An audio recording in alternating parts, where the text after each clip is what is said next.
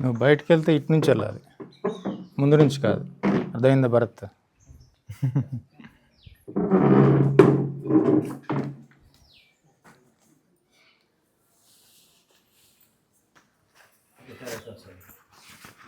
Start అయిందా? Okay.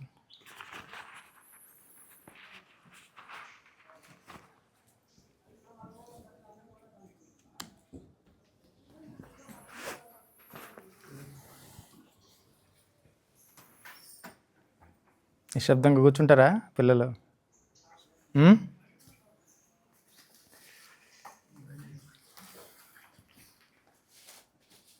ఓ అసతో మా సద్గమయ తమసో మా జ్యోతిర్గమయ మృత్యోర్మా అమృతంగమయ. ఓం శాంతి శాంతి శాంతి. ఓం శ్రీ గురుభ్యో నమః. హరి ఓం. ఆత్మస్వరూపులు, ప్రేమస్వరూపులైన అందరికీ నమస్కారం. ఈరోజు విశేష దినం కదా. ఈరోజు ఏంటి? భోగి, అంటే మకర సంక్రాంతి. రేపు ఈరోజు భోగి. అందరికీ భోగి, మకర సంక్రాంతి శుభాకాంక్షలు. అంటే సంక్రాంతి అంటే ఎక్కువగా చెప్పట్లేదు. సూర్యుడు దక్షిణాయనం నుంచి ఉత్తరాయణంలోకి ప్రవేశించి మకర రాశిలోకి ప్రవేశిస్తాడు. ఉత్తరాయణం అంటే మనకు ఒకటి గుర్తొస్తుంది. ఏంటది? మహాభారతం గుర్తొస్తుంది. ఎవరు? మన భీష్మాచార్యులు. ఆయన ఎదురు చూస్తారు ఉత్తరాయణం వచ్చే వరకు, నేను శరీరం వదలనని. ఎందుకంటే ఆయనకి ఇచ్ఛామరణం ఉంది కదా. ఇచ్ఛామరణం మకర. అది ఎవరైతే ఉపాసకులు ఉంటారో, ఉపాసకులు ఉత్తరాయణంలోనే శరీరం వదలని ఇచ్చిస్తారు. ఎందుకంటే వారికి ఉత్తరాయణంలో శరీరం వదిలేస్తే వారు పరంగతికి, అంటే సత్లోకాలకు వెళ్తారని ఉత్తరాయణంలోనే వాళ్ళు శరీరం వదలడానికి ఇష్టపడతారు. సాధారణంగా మంచి ఉపాసకులు వాళ్ళ శరీరం ఉత్తరాయణంలోనే వదులుతారు. ఇంకొకటి ఉత్తరాయణం ఇంకో విశేషం ఏంటంటే, అది ఉపాసనకి, అంటే భగవత్ సాధనకి మంచి ఉపకారిగా ఉంటుంది. అంతరిక్ష వాతావరణం మన మనస్సుని అనుకూలంగా ఉంచుతుంది. ఈ అంతరిక్షం అంటే అన్నీ ఉన్నాయి కదా, సూర్యచంద్రాది గ్రహాలన్నీ ఈ సాధనకు అనుకూలంగా ఉంటాయి. అందుకని ఉత్తరాయణంలో, అంటే మంచి ఉత్తరాయణంలో ప్రవేశిస్తున్నాము కాబట్టి అందరికీ మకర సంక్రాంతి శుభాకాంక్షలు. మామూలుగా ఈరోజు మనం భక్తి గురించి మాట్లాడదాం అనుకున్నాం. భక్తి గురించి ఇంతకుముందే మనం మాట్లాడాం, కానీ ఇంకొకసారి దాన్ని పునరాలోచన చేద్దాం అనుకున్నాం. భక్తి అంటే మనం ముందేం చెప్పుకున్నాం? ప్రేమ. సాధారణంగా ప్రేమ. అదే భగవంతుని పైన ప్రేమని చూపిస్తే దాన్నే భక్తి అనే పేరు వచ్చిందంట. చెప్పుకున్నాం ముందు సత్సంగాల్లో చెప్పుకున్నాం. ఈ భక్తిలో మళ్ళీ రకరకాలుగా ఉంటుంది. అందులో ఒక రకం వాళ్ళు ఏంటంటే, వాళ్ళు మూఢ భక్తులు అంటారు వాళ్ళని. వాళ్ళకేంటి, వాళ్ళ భక్తి ఎలాగుంటుందంటే, ఒకటి కోరికలు తీర్చుకోవాలి. వీళ్ళకి ధర్మం అనేది వీళ్ళ దగ్గర ఉండదు. కోరికలు తీర్చుకోవాలి, భగవంతుని కోసం తపస్సు చేస్తారు, ధ్యానం చేస్తారు, అన్ని యజ్ఞయాగాదులు అన్నీ చేస్తారు. అని వారికి ఏంటంటే ఏకైక లక్ష్యం వారికి అనుకున్నది సాధించుకోవాలి అనేది. సాధించుకున్న తర్వాత కూడా వారు ధార్మికంగా జీవిస్తారంటే అది జీవించరు. వీళ్ళు ఒక రకం. వీళ్ళలోనే రావణుడు, భస్మాసురుడు, ఇలా రకరకాల వాళ్ళంతా వస్తారు. ముందు ధార్మిక జీవనం ఉండదు, తర్వాత ధార్మిక జీవనం ఉండదు. వీరు మూఢ భక్తుల కింద వస్తారు. ఇంకొక రకమైన భక్తులు ఉంటారు వీళ్ళలోనే. వాళ్ళు అధర్మం చేస్తారు, మరీ దుర్మార్గులు కాదు, అధర్మం ఆచరిస్తారు. దానివల్ల వారికి పాపభీతి ఉంటుంది. అయ్యో భగవంతుడు శిక్షిస్తాడేమో అని ఆ పాపభీతితో వాళ్ళు భగవంతుని భక్తి చేస్తారు. ఈ మందిరాలకి, ఆ మందిరాలకి, అక్కడికి ఇక్కడికి తిరుగుతారు. ఎందుకంటే భగవంతుడు శిక్షిస్తాడేమో, పాపభీతి అన్నమాట. వీళ్ళు ఈ రెండు రకాల వాళ్ళు మూఢ భక్తుల కింద వస్తారు. ఇంకొక రకమైన భక్తులు ఉన్నారు. వీళ్ళు ధార్మిక జీవులు వీళ్ళు. అందుకనే కృష్ణుడు చెప్తాడు కదా, చతుర్విధ భజంతే మాం జనాః సుకృతినోర్జున ఆర్తో జిజ్ఞాసురర్థార్థి జ్ఞాని భరతర్షభ. జ్ఞానీచ భరతర్షభ అంటే వీరిలో 2 రకాలు, ధార్మికుల్లోనే 2 రకాలు ఉంటారు. వారిలో సకామ భక్తులు, నిష్కామ భక్తులు. సకామ భక్తుల్లో ఎవరు వస్తారు? ఆర్తో అర్ధార్థి. ఆర్తులు అంటే ఎవరంటే వీళ్ళకి భగవంతుని భక్తి ఉంటుంది, ధార్మిక జీవనం ఉంటుంది వీరి దగ్గర. కానీ వీరు దుఃఖం అంటే భయం వీరికి. కాబట్టి దుఃఖాల నుంచి తప్పించుకోవడానికి భగవంతుని మీద భక్తి ద్వారా వీళ్ళు ఆ దుఃఖాన్ని దాటాలి, ఈ కష్టాల నుంచి, దుఃఖాల నుంచి దానికోసం పూజిస్తారు. వీరిలోనే ఇంకొకరు అర్ధార్థి, అంటే వాళ్ళకి ఐశ్వర్యమో లేకపోతే సంతానమో ఇలా ఏదో ఒక ప్రాపంచికమైన విషయం ఏదైనా కావాలి, లాభం. వీరు దానికోసం కూడా భక్తి చేసుకుంటారు. ఈ 2 రకాలు సకామ భక్తి కింద వస్తాయి. ఈ భక్తి తప్ప అంటే తప్పు కాదు. ఆయన తప్ప ఇంకెవరిని అడుగుతాం మనం? ఉన్నది ఎవరు? భగవంతుడు అంటే సర్వశక్తివంతుడు, సర్వజ్ఞుడు, సృష్టి స్థితి లయకారుడు. అంటే సృష్టి స్థితి లయకారుడు అంటే ఈ సృష్టి అంతా ఆయన అధీనంలో ఉంటుంది కదా. సర్వశక్తివంతుడు, మళ్ళీ సర్వజ్ఞుడు, అన్నీ తెలుసుకునేవాడు. మనం ఎక్కడ ఏం చేసినా కానీ ఆయనకు తెలిసిపోతుంది. మనం అంతరంగంలో ప్రార్థించుకున్నా ఆయన వింటాడు, బయటికి వెళ్ళి మందిరంలో ప్రార్థించుకున్నా వింటాడు. ఎక్కడ ఏం చేసినా తెలుసుకునే శక్తి ఆయనకుంది. సర్వశక్తివంతుడు, సర్వజ్ఞుడు, సృష్టి స్థితి లయకారుడు. కాబట్టి ఇది దీనివల్ల ఆయన కాకుండా ఇంకెవరిని అడుగుతాము? ఏం కావాలన్నా ఆయన్ని అడుగుతాం. ఎందుకంటే ఆయన ఇవ్వలేంది లేదు, ఆయన ప్రసన్నం చేసుకుంటే కదా. ఇది కూడా ఒక రకమైన భక్తి. దీన్ని చేసుకోవటం కూడా తప్పులేదు. కానీ దీనికంటే ఉపరి ఇంతేనా భక్తి, దీనికోసమైనా భగవంతుడు మేము ప్రార్థించాలి, పూజించాలంటే దీనికంటే ఉపరి ఇంకొక భక్తి ఉంది. అదే నిష్కామ భక్తి. ఈ భక్తి నిష్కామ భక్తి. వీరు జిజ్ఞాసులు, జ్ఞానులు, వీరికి నిష్కామమైన భక్తి ఉంటుంది. దీన్నే ప్రేమ భక్తి అని, నిజభక్తి అని, శుద్ధ భక్తి అని చెప్తారు. దీన్ని పరాభక్తి అని కూడా అంటారు. ఈ భక్తి పొందాలంటే ఏం చేయాలి? సాధారణంగా అందరు భక్తులే కదా, ఇక్కడ ఉన్న వాళ్ళందరూ భక్తులు కాని వాళ్ళు ఎవరు లేరు. అందరూ భగవంతుని ప్రార్థిస్తారు, పూజిస్తారు, అని చేస్తారు. కానీ ఇంతేనా, ఇలా చేస్తే సరిపోతుందా, ఇలా చేస్తేనే జీవితం ధన్యమవుతుందా అంటే కాదు కదా. ఏదో ఒక అసంతృప్తి పీడిస్తూ ఉంటుంది మనల్ని, ఏదో ఒక అశాంతి, అసంతృప్తి పీడిస్తుంది. ఒక్కోసారి సకామ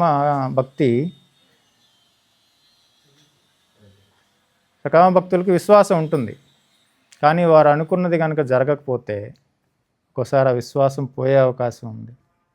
విశ్వాసం కూడా షేక్ అవుతుంది. ఒక్కోసారి అదే దుఃఖానికి కారణం అవుతుంది. సకామ భక్తి దుఃఖానికి కూడా కారణం అవుతుంది. అది ఎలాగ దుఃఖానికి కారణం అవుతుందంటే, మనం అనుకున్నది జరగలేదనుకోండి, అదే దుఃఖంగా మారుతుంది కదా. కానీ నిష్కామ భక్తి ఇది ఉన్నతమైన భక్తిగా మహాత్ములు ఏం చెప్తున్నారు.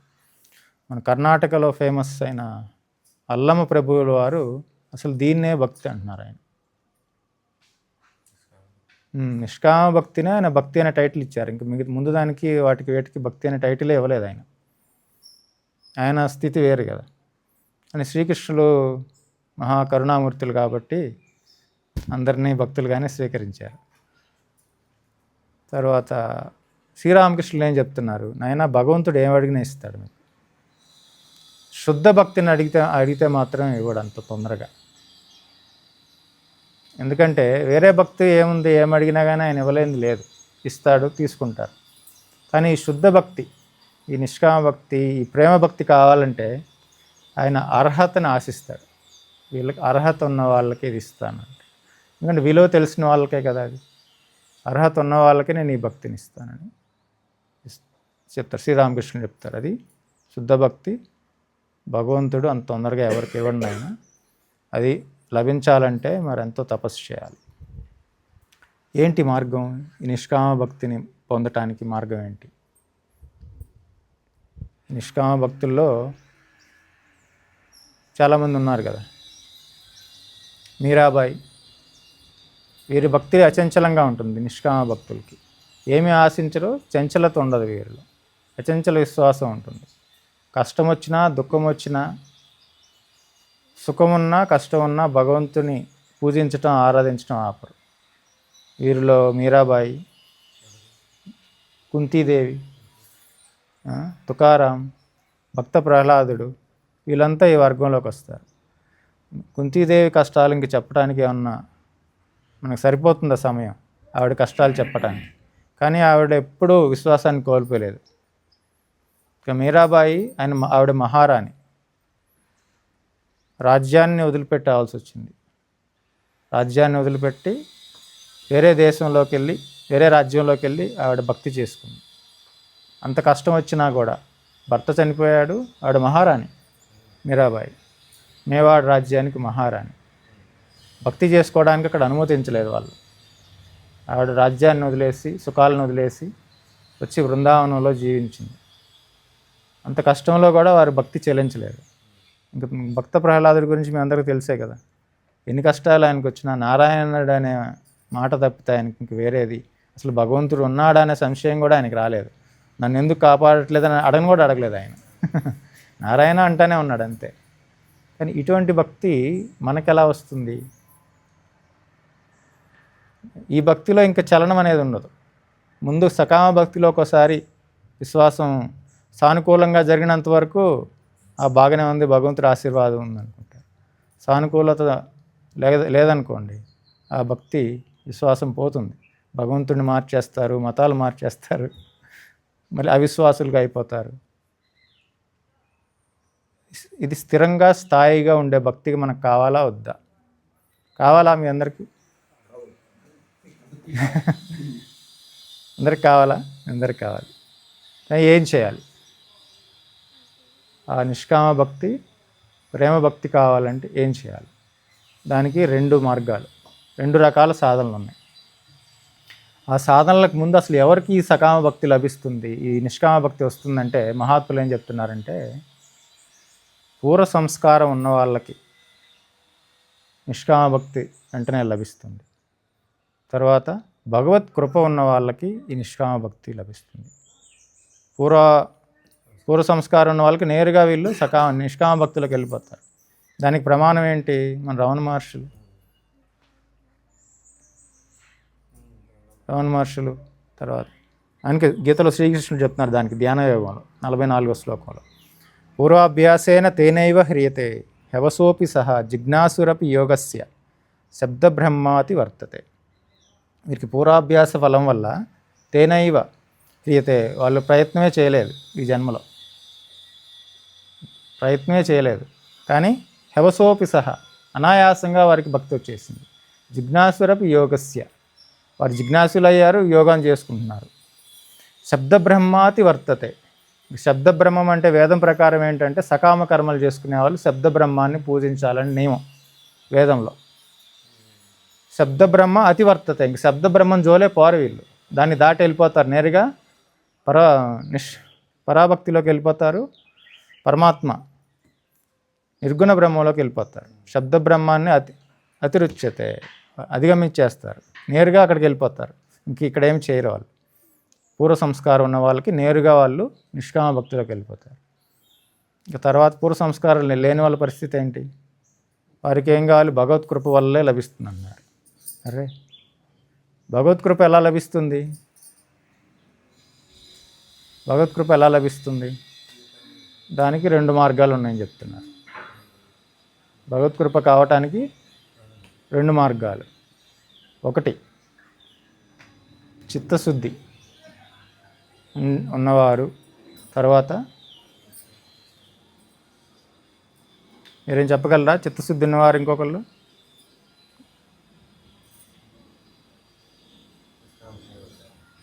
చిత్తశుద్ధి ఉన్నవారికి లభిస్తుంది భగవత్కృప.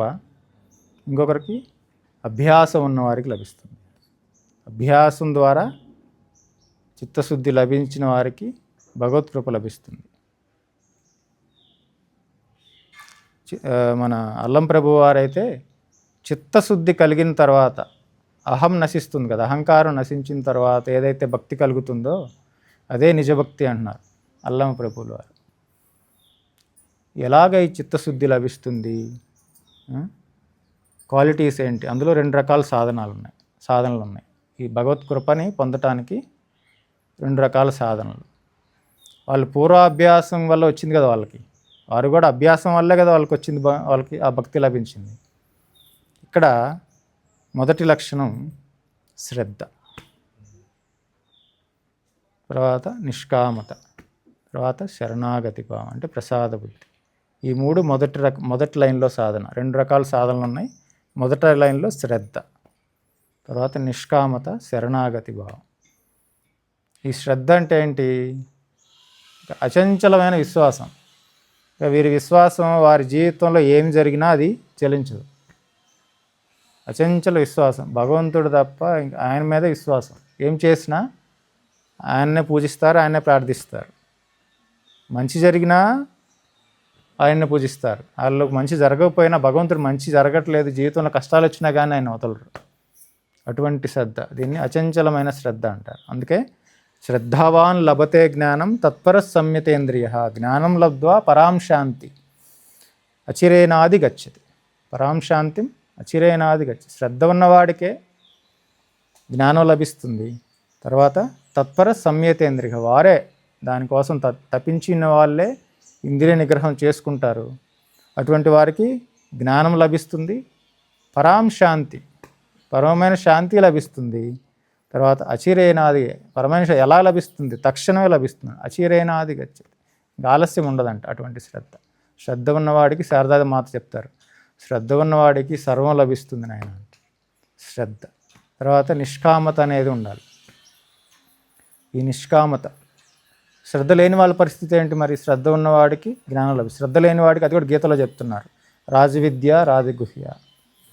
అశ్రద్ధ దానాహ పురుష ధర్మస్యాస్య పరంతప అప్రాప్యమాం నివర్తంతే మృత్యు సంసారవర్త్మని. అశ్రద్ధ దానా పురుష ధర్మస్యాస్య, వీరికి అశ్రద్ధ లేని వారికి, ఈ పరమమైన మోక్షం సాధించాలి అనే ఒక శ్రద్ధ లేని వారికి, అప్రాప్యమాం నివర్తంతే, నేను వారికి లభించను. తర్వాత వాళ్ళు ఎలాగా? నివర్తంతే మృత్యు సంసారవర్త్మని, వారు ఈ సంసార చక్రంలో తిరుగుతూనే ఉంటారు. శ్రద్ధ లేని వాళ్ళు ఈ సంసార చక్రంలో తిరుగుతూనే ఉంటారు. పుణ్యపాపాలు చేస్తూ ఉంటారు, పుణ్యపాప ఫలాలు అనుభవిస్తూ తిరుగుతూనే ఉంటారు శ్రద్ధ లేని వాళ్ళు, ఈ పరమాత్మ పైన శ్రద్ధ లేని వాళ్ళు. తర్వాత నిష్కామత అంటే ఏంటి? ఇంకా భగవంతుణ్ణి ఇష్టం, మనకి భగవంతుని ప్రేమించడం, పూజించడం, ధ్యానించడం, జపం చేసుకోవటం ఇవన్నీ ఇష్టం. ఆ ఇష్టంతో వీళ్ళు చేస్తారు. ఆయన ఇచ్చినా ఇవ్వకపోయినా వీళ్ళు భక్తి చేసుకుంటూనే ఉంటారు. అది నిష్కామమైన భక్తి. తర్వాత వీరి సాధన ఎలా ఉంటుంది? యత్కరోషి యదశ్నాసి యజ్జుహోషి దదాసి యత్ తపస్యసి కౌంతేయ తత్కురుష్య మదర్పణం. వీళ్ళు ఏమి చేసినా, యత్కరోషి ఏమి చేసినా, ఏమి తిన్నా, ఏమి భగవంతునికి సమర్పించుకున్నా, ఏమి దానం చేసినా, ఎవరికన్నా, ఏం తపస్సు చేసినా, జపధ్యానాలు చేసినా, ఓ అర్జున తత్కృష్య మదర్పణ, వాళ్ళు నాకే సమర్పిస్తారు. ఇందాక మీరు 12వ అధ్యాయం చేసిన తర్వాత శ్రీకృష్ణార్పణం అన్నారా లేదా? అంటే తక్షణంలో ఆ ఫలాన్ని మళ్ళీ ఆయనకే, ఆయన ఆ కర్మని ఆయనకే సమర్పించారు. తర్వాత వచ్చి లభించిన దాన్ని ప్రసాద బుద్ధితో స్వీకరిస్తారు వీళ్ళు. ఆయన ఏమిస్తే అది, సుఖమిస్తే సుఖం, దుఃఖమిస్తే దుఃఖాన్ని వారు మౌనంగా స్వీకరిస్తారు. యత్కరోషి ఏమి చేసినా, అది ఈ రోజు నుంచి మీరు ఈ నిష్కామ భక్తి కావాలంటే పరమమైన శ్రద్ధను పెట్టుకొని మీరేం చేసినా, నా పని ఏం కాదు, ఈశ్వరుడు నాకు ఇచ్చిన పని నేను చేస్తున్నాను అంటే ఆయన పని. ఏం చేసినా, కుటుంబం కానీ, వ్యాపారం కానీ, ఉద్యోగం కానీ, ఏమైనా సరే, ఇంట్లో పిల్లల్ని చూసుకునేది, అందరిని కుటుంబాన్ని చూసుకునేది, ఇది నా పని కాదు, భగవంతుడు నాకు ఇచ్చిన పని అంటే ఆయన పని. ఆయన పని చేస్తున్నాను. ఏం చేసినా కూడా యత్కరోషి, ఆయన ఇది అది ఏం చేయమల్లా, ఏమి చేసినా కూడా అది నాకు సమర్పించండి. తర్వాత లభించిన ఫలాన్ని ప్రసాద బుద్ధితో స్వీకరించండి. అదే కదా అని చెప్తారు, కర్మణ్యే వాధికారస్తే మా ఫలేషు కదాచన మా కర్మఫల హేతుర్భు. కర్మకి నువ్వు కారణం అవ్వద్దు, ఆ ఫలానికి నువ్వు కారణం అవ్వద్దు. నేను చూసుకుంటాను, అది నువ్వేం చేసినా నాకు సమర్పించు, నేను చూసుకుంటా అన్నాడు. ఇంకంతకంటే ఇంకేం కావాలి? ఎవరు? శ్రీకృష్ణుల వారు చెప్తుంది. సాంఖ్యయోగంలో రాజవిద్య రాజగుహ యోగంలో ఆయన మాట, భగవంతుని మాట అంటే ఇంకా వేదవాక్ రెండో మాట లేదు. కాబట్టి ఇది నిష్కామత, ఇది ప్రసాద బుద్ధి, ఈ శరణాగతి భావమే. ఇది ఏం చేసినా కూడా నేను స్వీకరిస్తాను, ఏ కష్టమైన సుఖమైన నేను స్వీకరిస్తాను. మనం చేసినవన్నీ ఆయనకి సమర్పిస్తాం. దానం చేసినా కూడా ఆయనకే దానం చేస్తున్నట్టు, ఏది సమర్పించినా ఆయనకే సమర్పిస్తున్నట్టు. మళ్ళీ అలాగే కదా మనం చేసేది, అదే కదా. మనం ఎన్నో సమర్పిస్తాము, ప్రసాదం ఏమిస్తే అది తీసుకుంటాం. అలాగనే ప్రతి కర్మఫలాన్ని అలా స్వీకరించగలిగినప్పుడు, ప్రసాద బుద్ధిగా స్వీకరించగలిగినప్పుడు, అటువంటి శరణాగతి మనకు కలిగినప్పుడు ఇంకా ఆయన మన వెంట ఉంటాడు. మనం ఆయన వెంటబడాల్సిన పని లేదు, ఆయన మన వెంట ఉంటాడు. ఇది ఒక రకమైన సాధన. ఇంకొక రకమైన సాధన ఏంటంటే సత్సంగం. సత్సంగము, భజన, ధ్యానం, జపం, తర్వాత సేవ, భగవత్ సేవ. కొంతమందికి మందిరాల్లోకి వెళ్ళి, ఇంట్లో సేవ చేస్తారు కానీ వాళ్ళకి మందిరాల్లోకి వెళ్ళి దండం పెట్టుకొని అక్కడ సేవ చేస్తే తృప్తి వాళ్ళకి. మందిరాల్లోకి వెళ్ళి, ఆశ్రమాల్లోకి వెళ్ళి సేవ చేస్తారు. గురుసేవ, భగవత్ సేవ చేయటం తృప్తి వాళ్ళకి, అది చేయాలి. అది రెండో రకమైన సాధన, సత్సంగం ఉంటుంది. సత్సంగం వల్లే మనకి అన్నీ లభిస్తాయి కదా. తర్వాత వీళ్ళు భజన, జపం, ధ్యానం. ముందు ఏం చేస్తారు? ముందు శ్రద్ధ ఉంది వాళ్ళకి, నిష్కామత ఉంది, ప్రసాద బుద్ధి ఉంది. ఇంకొక రకమైన సాధన, ఈ రెండు రకాలు చేయాలి. సత్సంగం ఉండాలి, తర్వాత భజన, జపధ్యానాలు చేసుకోవాలి, తర్వాత సేవ చేసుకోవాలి. వీటన్నిటి పట్ల అదే కదా ఆయన చెప్తున్నారు. మచ్చిత్త మద్గత ప్రాణ బోధయంత పరస్పరం కథయంతశ్చ మాం నిత్యం తుష్యంతి చ రమంతి చ. మచ్చిత్త మద్గత ప్రాణా, మీ ప్రాణాన్ని నాకు ఇచ్చేయండి, మీ జీవితాన్ని నాకు ఇచ్చేసి, మచ్చిత్త, నన్నే చింతించండి. మజ్జిత్త మద్గత ప్రాణ, మీ ప్రాణాన్ని నాకు, మీ జీవితాన్ని మాకు సమర్పించేసేయండి, మీ చిత్తంలో ఎప్పుడు నన్ను నిలుపుకోండి. బోధయంతః పరస్పరం, ఈ సద్భక్తుల సాంగత్యం.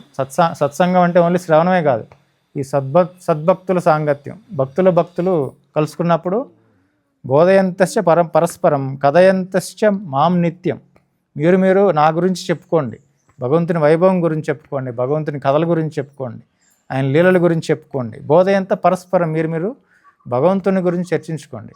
పిచ్చాపాటి ఎన్నో మాట్లాడుకుంటారు కదా, అది భగవంతునిగా చెప్పుకోండి. కృష్ణుడి గురించి చెప్పుకోండి, రాముడి గురించి చెప్పుకోండి. బోధయంత పరస్పరం, నిరంతరం ఆ భగవంతుని చర్చ ఉండేటట్లుగా ఆయన గురించే పరస్పరం బోధించుకుంటే తుష్యంతచ, అందులోనే తృప్తి, రమంతచ, అందులోనే రమించుతారు వాళ్ళు. తుష్యంతిచ, అందులోనే వాళ్ళకి తృప్తి, అందులోనే వారికి ఆనందం. తర్వాత తేషాం సతతయుక్తానాం భజతాం ప్రీతిపూర్వకం దదామి బుద్ధియోగం తం ఏన మాముపయంతితే. రాజవిద్య రాజగుహయోగంలో 9-10 శ్లోకాలు ఇవి. విభూతి యోగంలో 9-10 శ్లోకాలు ఇవి. తేషాం సతతయుక్తానాం, నిరంతరం ఈ దృఢ ప్రయత్నంతో, ఈ సాధనతో, మీరు ముందు చెప్పిన ఈ సాధనలు ఏవైతే ఉన్నాయో, శ్రద్ధ, నిష్కామత, ప్రసాద బుద్ధి, తర్వాత సత్సంగము, భజన, జపము, ధ్యానము, సేవ, ఇవన్నీ తేషాం సతతయుక్తానం, దృఢచిత్తంతో, ఒక సంకల్పంతో మీరు చేయండి ఇవన్నీ. భజతాం ప్రీతిపూర్వకం, మీ భజన ఎలా ఉండాలి అంటే యాంత్రికంగా కాదు, ప్రేమపూర్వకంగా. పరమాత్మ అంటే ప్రేమ. మామూలుగా నారద మహర్షులు చెప్తారు, నాయన జీవులు స్వతహాగా ప్రేమ స్వరూపులు, కానీ వీరికి ఎందుకు పరమాత్మ పైన ప్రేమ కలగట్లేదు? వీరు అన్నిటిపైన ప్రేమ చూపిస్తున్నారు కదా, కుటుంబం పైన ప్రేమ చూపిస్తున్నారు, అందరిపైన ప్రేమ చూపిస్తున్నారు కదా, ఎందుకంటే వారు స్వతహాగా ప్రేమ స్వరూపులు. మరి వీరికి ఆ పరమాత్మని పట్ల భక్తి ఎందుకు కలగట్లేదంటే ఆయన గురించిన సరైన జ్ఞానం లేక, అజ్ఞానం వల్ల ఆయన పట్ల అటువంటి ప్రేమ కలగట్లేదు అని నారద మహర్షి చెప్తున్నారు. అందుకని భజతాం ప్రీతిపూర్వకం, ఈ ప్రీతిపూర్వకమైన భజన, అందులోనే ఆనందం. ఆయన్ని ప్రేమించటం, ఆయన్ని స్మరించుకోవటం ఆనందం అన్నమాట. అలా చేసినప్పుడు మనం అనుకున్నాం కదా, భగవత్ కృప వల్ల ఈ సద్భక్తి లభిస్తుందని. దదామి బుద్ధియోగం తం, నేను వారికి బుద్ధియోగాన్ని ప్రసాదిస్తాను. దదామి బుద్ధియోగం తం, అప్పుడు ఏన మాముపయాంతితే, ఇంకా వారికి మళ్ళీ పునర్జన్మ లేదు. అటువంటి భక్తి కలిగిన వారికి ఇంకా మరల పునర్జన్మ లేదు. వాళ్ళకి ఇంకా నన్ను చేరుకుంటారు వాళ్ళు, వారికి మరు జన్మ లేదు. అటువంటి సద్భక్తి, అదే నారద మహర్షి చెప్తున్నారు నారద భక్తి సూత్రాల్లో, స్వాత్మస్మిన్ పరమ ప్రేమ రూప అమృత స్వరూపాచ ఎల్లబ్ధ్వా పుమాన్ సిద్ధో భవతి అమృతో భవతి తృప్తో భవతి. ఎవరికైతే ఈ పరమ ప్రేమ రూపుడైన అమృత స్వరూపుడైన ఈ పరమాత్మని పట్ల ప్రేమ కలిగిందో, ఎల్లబ్ధ్వా పుమాన్ అంటే ఏది, ఇది కనుక లభించిన వారికి, పుమాన్ అంటే అటువంటి మానవులకి, ఎల్లబ్ధ్వా ఏదైతే లభిస్తుందో, ఎల్లబ్ధ్వా పుమాన్ ఆ మనుషులకి ఏం లభిస్తుంది, సిద్ధో భవతి, వారికి జ్ఞానసిద్ధి లభిస్తుంది, భక్తి సిద్ధి లభిస్తుంది, వారు సిద్ధులైపోతారు. తర్వాత అమృతో భవతి, ఇంకా మళ్ళీ వారికి మరు జన్మం ఉండదు, మళ్ళీ ఇంకొక జన్మ ఎత్తే అవసరమే ఉండదు. అమృతో భవతి, ఇంకా మిగిలిన జీవితం వాళ్ళు ఎలా జీవిస్తారు, తృప్తో భవతి, వారు ఆ ప్రేమ కలిగింది, ఆ పరమాత్మలోనే వారికి తృప్తి కలిగింది, ఆ మరుజన్మ అనేది వారికి లేదని తెలిసిపోయింది, ఎందుకంటే వారికి ఆ జ్ఞానం లభించింది. ఇప్పుడు మిగిలిన శ్రేష్ఠ జీవితం ఎలా జీవిస్తారు, తృప్తిగా జీవిస్తారు, తృప్తో భవతి. ఇలాగా ఇటువంటి భక్తి కలిగితేనే మనం ఈ మానవ జన్మని సార్థకం చేసుకోగలుగుతాం. లేదంటే ధార్మికంగా జీవించి సకామ భక్తి చేసుకున్నా కూడా మంచిదే, కానీ మళ్ళీ పునరపి జననం పునరపి మరణం, మళ్ళీ సంసారంలో తిరుగుతూ ఉండాలి. లేదు నేను దీని నుంచి బయటపడాలి అంటే నిష్కామ భక్తి, ప్రేమ భక్తి, దీన్నే సద్భక్తి అంటారు, నిజభక్తి అంటారు, దీన్నే పరాభక్తి అని కూడా అంటారు. ఈ భక్తి కలగాలంటే ఈ లక్షణాలని ఏం చెప్పావు, 2 రకాల సాధనలు చెప్పాం. వెంకటేశ్వర గారు 2 రకాల సాధనలు చెప్పాం. ఒక రకం సాధన ఏంటి, మొదటి రకం సాధన శ్రద్ధ, నిష్కామత, ప్రసాద బుద్ధి. నిష్కామత అంటే ఏం చేసినా కూడా ఆయనకి సమర్పిస్తాము, ఆయన ఏమిస్తే అది స్వీకరిస్తాం ప్రసాద బుద్ధిగా. శ్రద్ధ అంటే ఈ శ్రద్ధ అంటే ఇంక దీనికి చంచలమే లేదు, ఇంకా భగవంతుడే ఇంకా అన్నీ చూసుకుంటున్నాడు, ఆయనే అన్నీ, సర్వశక్తివంతుడు, సర్వజ్ఞుడు, సృష్టి స్థితి లయకారుడు, ఇంకా ఆయన్నే ఆశ్రయిస్తాను, ఆయన ఇస్తే తీసుకుంటాను, ఆయన ఇవ్వకపోతే కూడా ఆయన్ని భజించుకుంటూ కూర్చుంటాను, అటువంటి శ్రద్ధ. తర్వాత రెండవది సత్సంగం అనేది ఉండాలి. సత్సంగం లేకుండా ఈ భక్తి కలగదని ఎవరు, మన శ్రీరామకృష్ణ పరమహంస చెప్తున్నారు. సత్సంగం ఉండాలి నాయన, సత్సంగం లేకపోతే అసలు దాని గురించి చెప్పేది ఎవరు మీకు. ఆ ప్రేమ కలగాలి అంటే ఆ ప్రేమ కలిగిన వాళ్ళ దగ్గర వినాలి, ఆ ప్రేమ కలిగిన వాళ్ళ దగ్గర వినాలి. ఆ సత్సంగం వల్ల ఈ భక్తులతో సంఘం పెట్టుకొని పరస్పరం ఏం చెప్తున్నారు, పరస్పరం కథయంత చ మాం నిత్యం, నన్ను నిత్యం స్మరించుకుంటూ నన్నే నా కథలు చెప్పుకుంటూ మీరు రమంతి చే తుష్యంతి చ, దాంట్లోనే తృప్తి పొందండి, దాంట్లోనే రమించండి. మీకు దదామి బుద్ధియోగంతో, మేము మీకు బుద్ధియోగాన్ని ప్రసాదిస్తాను. బుద్ధియోగం అంటే మీ జ్ఞానాన్ని ప్రసాదించేస్తాను. ఎందుకంటే భగవత్కృప ఈ విధంగా లభిస్తుంది. ఇది మార్గం. భజతాం ప్రీతిపూర్వకం, ప్రీతిపూర్వకంగా నువ్వు భజించు, జపం చేయి, ధ్యానం చేయి. ఇంకా మీకు ఏన మాముపయాంతితే, ఇంకా మళ్ళీ మీరు తిరిగి ఈ మానవ జన్మ రూపాన్ని, ఏ జన్మని మీరు నన్నే పొందుతారు, మళ్ళీ తిరుగు జన్మ లేదు. అటువంటి భక్తి ఈ పుణ్యదినంలో మనం దాని భక్తి గురించి చెప్పుకున్నాం. అటువంటి భక్తి మీకు అందరికీ కలగాలని ప్రార్థిస్తూ సెలవు. ఓం పూర్ణమద పూర్ణమిదం పూర్ణాత్ పూర్ణముదచ్యతే పూర్ణస్య పూర్ణమాదాయ పూర్ణమేవావశిష్యతే. ఓం శాంతి శాంతి శాంతి.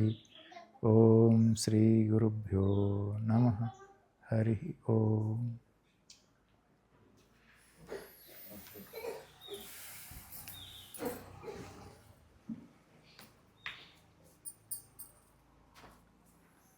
గురుభ్యో నమః.